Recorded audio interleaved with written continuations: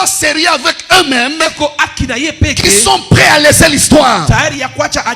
Écoutez, si aujourd'hui on parle de Nelson Mandela, on parle de ces gens comme des Martin Luther King. Ils n'avaient pas 4 yeux, 4 jambes. Ils étaient des hommes ordinaires comme nous. Mais ils avaient un rêve. Je ne suivrai jamais les mêmes chemins que mes frères. Bien aimé, tu peux naître d'une famille où la grande sœur n'a pas eu à voir à marcher droitement. Elle a fait la honte de ta famille. La sœur qui est venue après, elle a fait la honte de la famille. Toi tu es la cadette. Toi tu es au milieu. Tu te dis, moi là, j'honorerai la famille. Est-ce que vous avez un rêve sur votre vie, sur votre famille? J'ai toujours dit aux gens, les problèmes, il y a toujours des gens qui disent, oh vous voyez, le corps est faible, l'esprit est disposé. Est-ce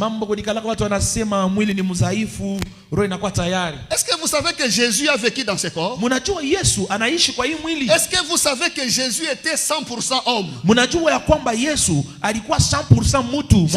J'entends toujours les gens dire, mais il était 100% Dieu. Je vous rappelle, l'esprit qui est en vous n'est pas le cousin du Saint-Esprit.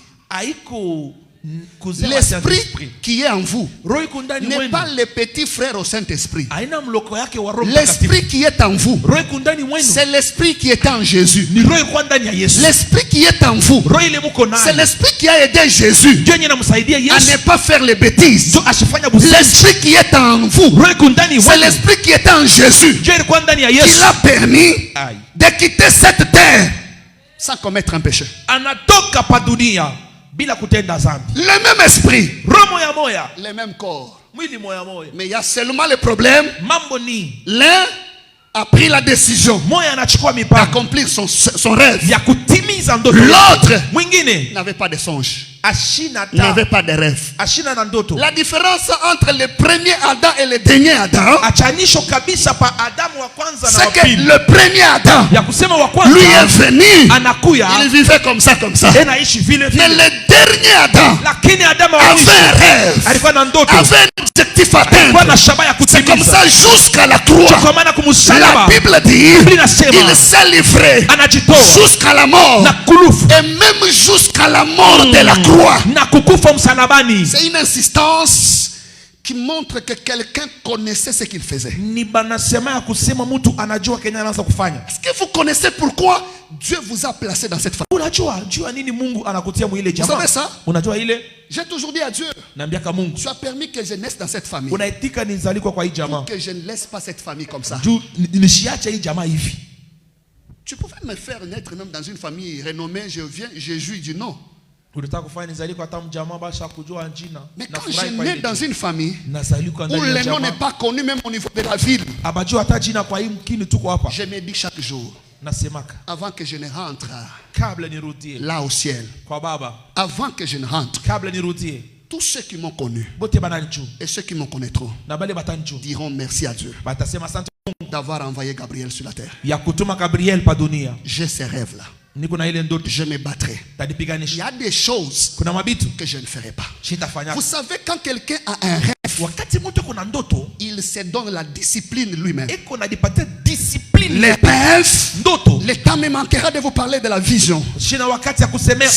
Les rêves que vous avez, ça va même chasser certains amis à côté de vous. Quand quelqu'un a un rêve à réaliser dans la vie, il n'a pas le temps de la distraction. Il se dit jusqu'à ce que ça s'accomplisse et que je relève la tête. Où sont partis de David qui sont fatigués d'entendre les hommes insulter leur famille? Où sont des David qui sont fatigués de voir les familles trempées dans la boue? où les hommes insultent la famille.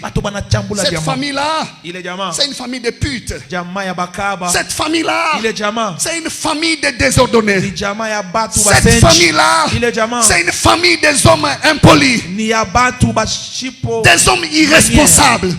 Jusqu'à ce qu'un jeune homme s'asseye dans un coin, commence à pleurer pour dire je suis fatigué d'entendre ces choses. Je suis fatigué qu'on insulte mes enfants. Je suis fatigué de mettre d'aimer les enfants qui m'insulteront. J'entendais ces jeunes hommes qui me disent pasteur,